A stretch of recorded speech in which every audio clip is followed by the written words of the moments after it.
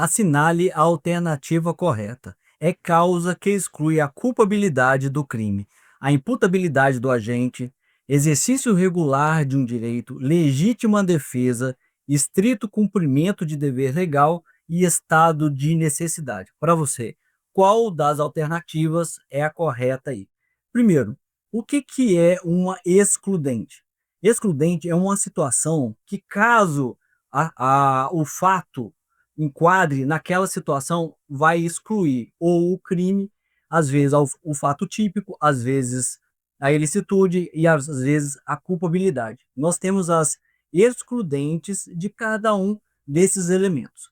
Lembrando que, de acordo com o conceito analítico de crime, o crime é um fato típico, é um fato antijurídico ou ilícito e é um fato culpável, com culpabilidade. Então, nós temos três elementos do crime, de acordo com a teoria tripartida do crime.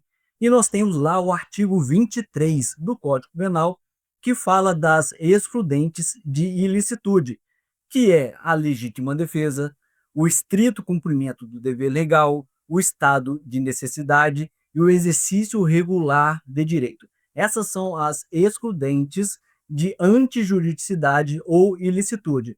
Mas nós temos também as excludentes da, da culpabilidade, que é a inexigibilidade contudo diversa, a potencial consciência da ilicitude e a imputabilidade. Então aí, de acordo com o que eu falei aqui, qual dessas aí não aliás, é uma excludente de culpabilidade? Então, o exercício regular de direito está lá no artigo 23, é uma excludente de ilicitude, não é de culpabilidade, então não é essa. Assim como a legítima defesa, o estrito cumprimento de dever legal e o estado de necessidade. Então, a correta, a causa que exclui a culpabilidade de um crime é a imputabilidade do agente. Agora, quais são os tipos de imputabilidade que nós temos lá no Código Penal? Vamos passar aí um pouco sobre a legislação, que fala assim: o artigo 26 é uma das causas que exclui a imputabilidade, que torna o agente inimputável. Olha, doença mental ou desenvolvimento mental incompleto ou retardado. Essa aí é uma das causas que exclui a imputabilidade, né? Torna o agente inimputável, que fala assim o artigo 26, ó, é isento de pena o agente que, por doença mental ou desenvolvimento mental incompleto ou retardado, era, ao tempo da ação ou da omissão, inteiramente incapaz de entender o caráter ilícito do fato ou de determinar-se de acordo com esse entendimento. Olha, repara que não há pena, é isento de pena. Então haverá o crime lá, só que não haverá pena para essa pessoa, né? Porque ele tem, né, uma doença mental que o torna inimputável. Nós temos aqui também, ó, a menoridade. A menoridade fala assim, o artigo 27. Os menores de 18 anos são penalmente inimputáveis, ficando sujeito às normas estabelecidas na legislação especial. Então, os menores de 18 anos, eles não cometem crimes, cometem atos infracionais, mas não são crimes, né? Então, assim, se alguém afirmar que o menor de 18 anos cometeu um crime, ele está cometendo um erro técnico, né?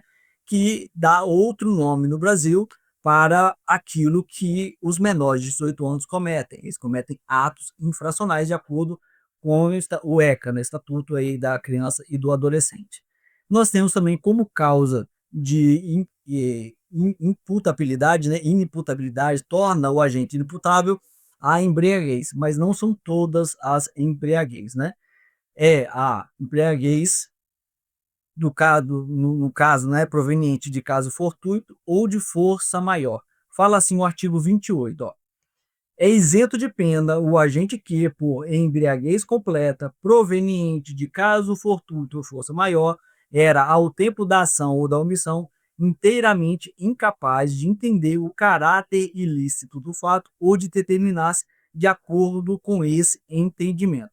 Então, o artigo 26, 27 e 28 fala aí das causas que tornam o agente inimputável, né? E a inimputabilidade é um dos elementos que exclui a culpabilidade. Então, assim, existe uma isenção de pena nessas situações, né? Nessas duas situações aqui. Diferente do artigo 23, e que ele começa assim: não há crime, e coloca lá legítima defesa, o estado de necessidade, o estrito cumprimento do dever legal e o exercício regular de direito. Nós temos também a doutrina, que é bem interessante nós entendermos e conhecermos um pouco da doutrina, né? Guilherme de Souza fala assim: quando o Código Penal afirma que o agente é isento de pena, quer significar que a infração penal existe, mas o agente não pode ser responsabilizado penalmente por ela, sendo in, inimputável. Nós temos aí também César Roberto Bittencourt, que fala assim: a expressão isento de pena do artigo 26 deve ser interpretado como inexistência de responsabilidade penal do agente, ainda que a sua conduta seja típica e ilícita. Então, aqui vencemos esta questão, né? Colocar aqui como para verificar, para ver se está certo mesmo, e colocar como acertada aqui. A primeira questão foi feita, nós iremos partir agora para a segunda questão.